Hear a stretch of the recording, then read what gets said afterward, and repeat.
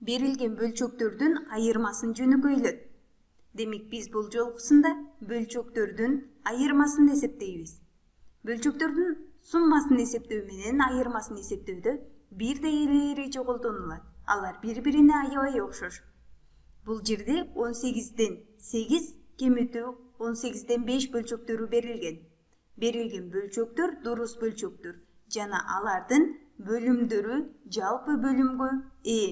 Анда биз бул жерде бөлчөктү кемитүүдө берилген бөлчөктүн бөлүмүнө тийбейбиз, бөлүмү 18 боюнча калат жана биз ал бөлчөктөрдүн алымынын гана айырмасын эсептейбиз. 8 кемитүү 5 ал барабар 18ден 8ден 3кө.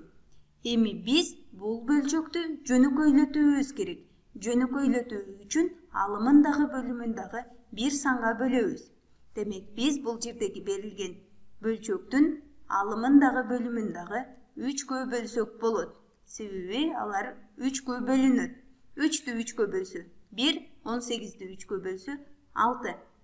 18ден 3 бөлчөгүн жөнөкөйлөткөндө 6дан 1 бөлчөгүнө барабар болду. Бул амалды биз тик бурчтуктар аркылуу дагы көрсөтсөк болот.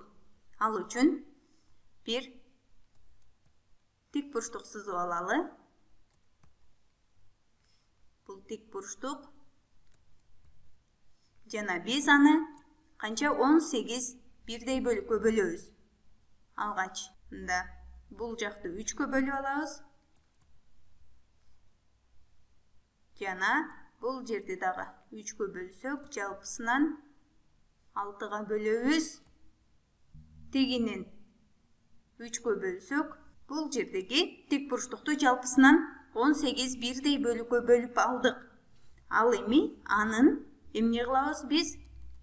18ден 8ди көрсөтүү үчүн 8 көзчөсүн боёбуз. 1, 2, 3, 4, 5, 6, 7, 8. Жана андан 5ти кемитип салуубуз керек.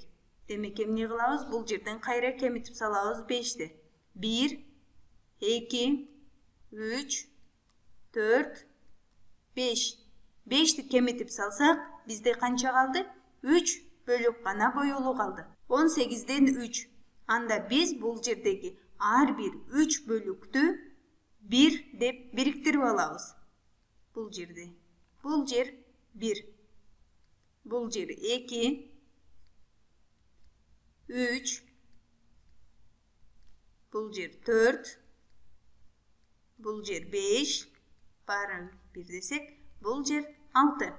Биз чоң-чоң 6 бөлүккө бөлүп алдык.